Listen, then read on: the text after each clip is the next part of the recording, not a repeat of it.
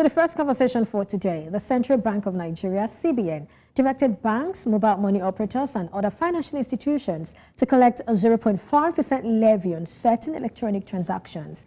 This follows the enactment of the Cybercrime Act Amendment, and funds will be used for the National Cybersecurity Fund administered by the National Security Advisor. Segun Adeyemi, the CEO and co-founder, Anchor, joins me from London, UK. Thank you, Segun, for joining me today. Thank you, Perpetua, for having me. All right, well, this isn't a new one. So why are we activating it now? Why do we have to, why did we have to amend it and all of that? Talk to us about it. Yeah, first of all, thank you for having me. Like you rightly mentioned, this is not new, and now it is being implemented. So what we know is that we started with an act that was enacted back in 2014. And it was recently amended this year in 2024.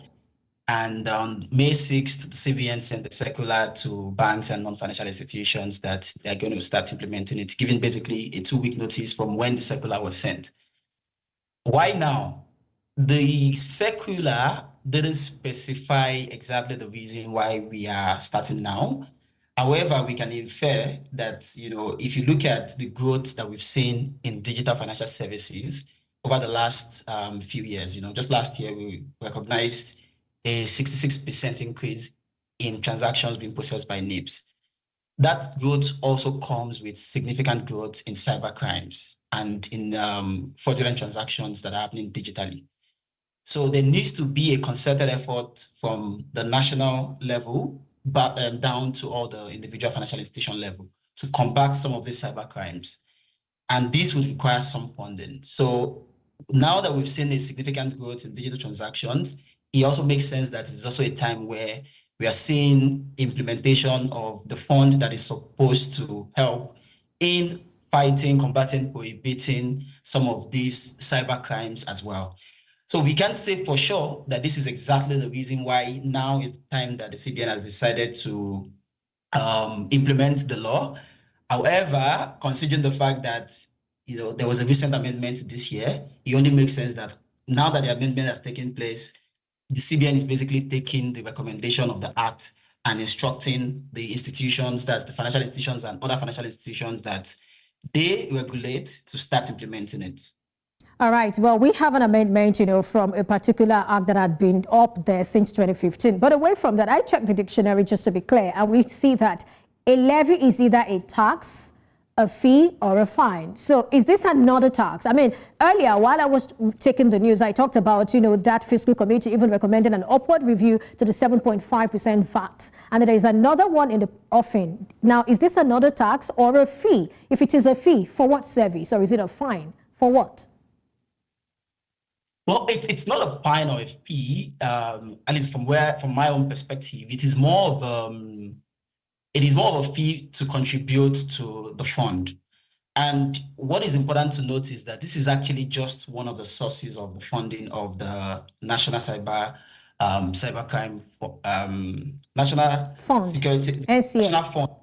Exactly, National Cybersecurity Fund. Yes. The other forms of funding that fund. So this Cybercrime Act has recommended that this cybersecurity levy be applied to financial institutions, but it is just one of the 4 ways that fund is being funded. Now, the goal is what is important here, the intention of the fund. The fund is what is going to, the fund is basically to fund the Office of the National Security Advisor.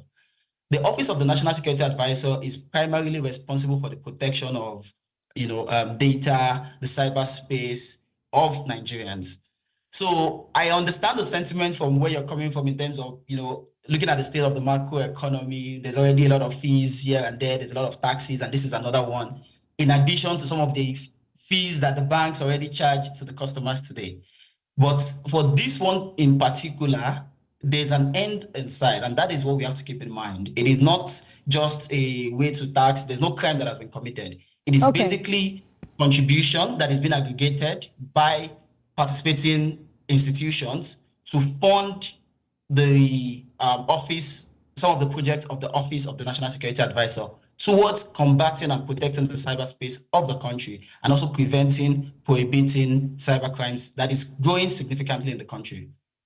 All right, so we have companies, businesses, and even the banks spend a fortune protecting their infrastructure, data, funds, and all of that. So does this current levy being sought by the Office of the National Security Advisor mean they would be taking over this responsibility from those companies? Because is it that we just want to improve or increase the level of checks? What exactly is this about? Because these banks, before now, even right now as we speak, protect this infrastructure, they protect the funds, they protect all of these things. So why do we also need another level there?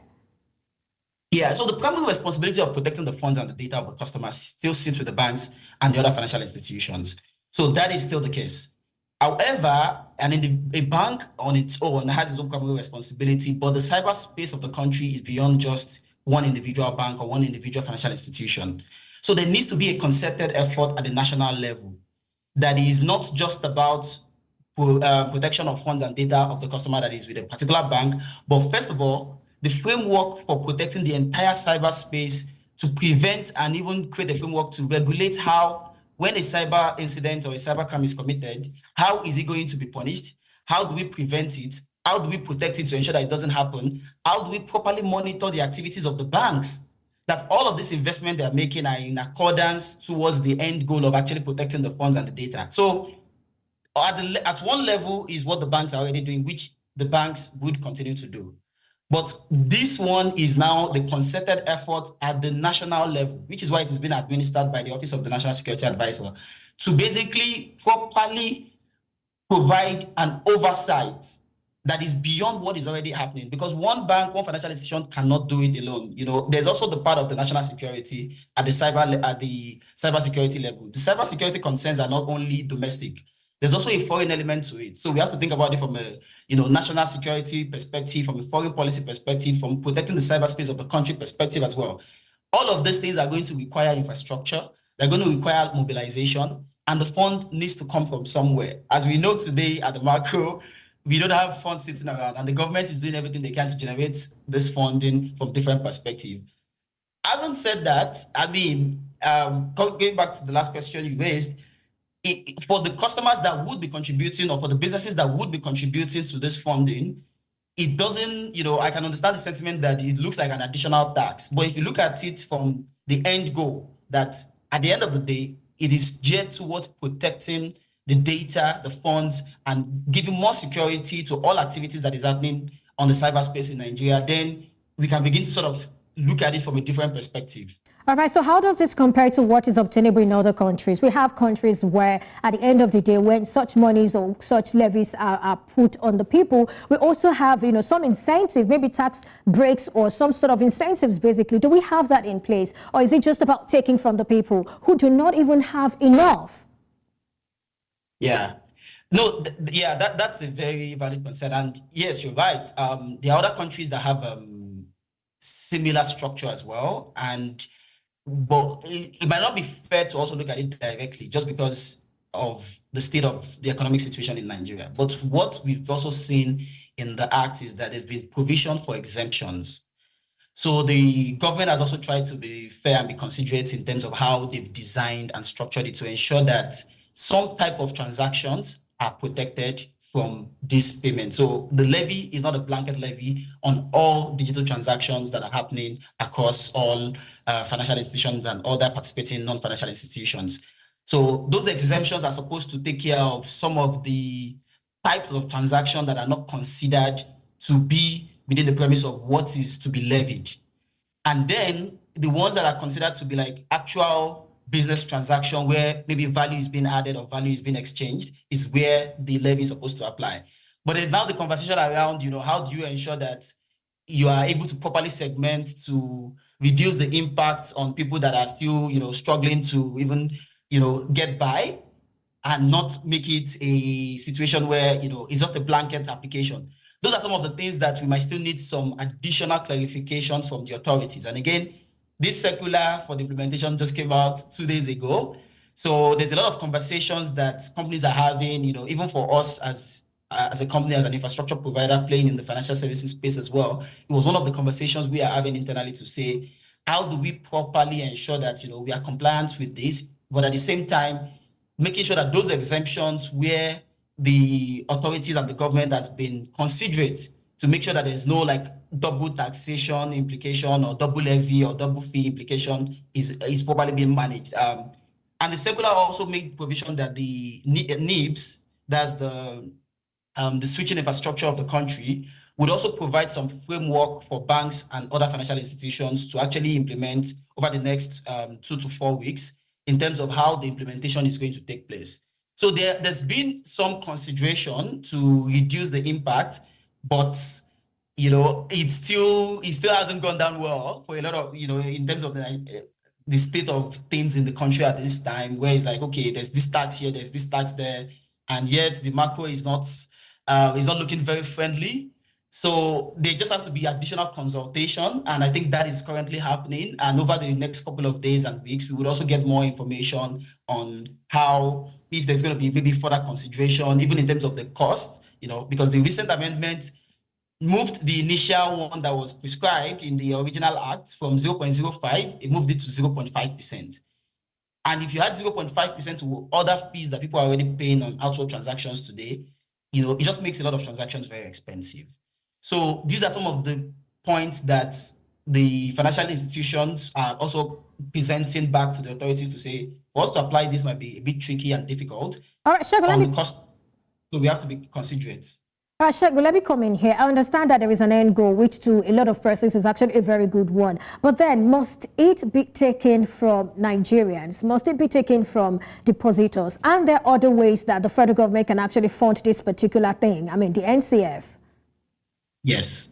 So the NCF has 4 primary sources of funding, and the cybersecurity levy is just one source. So there are 3 other sources, one of which is grants from bilateral, multilateral organizations. Another one is basic contributions from like endowments and even private individuals who just want to contribute to the activities of the NCF. And at the same time, there's also a consideration for it in the appropriation. So there's actually direct government funding of the fund based on the provision of, from the National Assembly, based on the budget. And then, of course, there's this cybersecurity levy. It all boils down to, sources of funding for the government. We have to also be realistic as Nigerians that economically, we are not in the best of state. So there's a limit to the government's ability to fund, new or, new projects, especially the ones that can be quite expensive. Because essentially this NCF funds the activities of the Office of the National Security on the cybersecurity stand. So it is not the only source of funding. It is just one of the sources of funding, and it is considered to be the one. All right, so if I get you. Oh, okay, I guess we're having difficulty getting him on board. Well, definitely, I mean, we've had a fantastic conversation looking at and trying to understand what this is about. I would have really loved to hear his thoughts on this, because so many people are beginning to ask that question. Why are we moving it from CBN? In the 2015 Act, it was supposed to be administered by the CBN and all of that. But here we are seeing that the ONSA will be the one to administer it and all of that. These are some questions we'll definitely get answers to moving forward.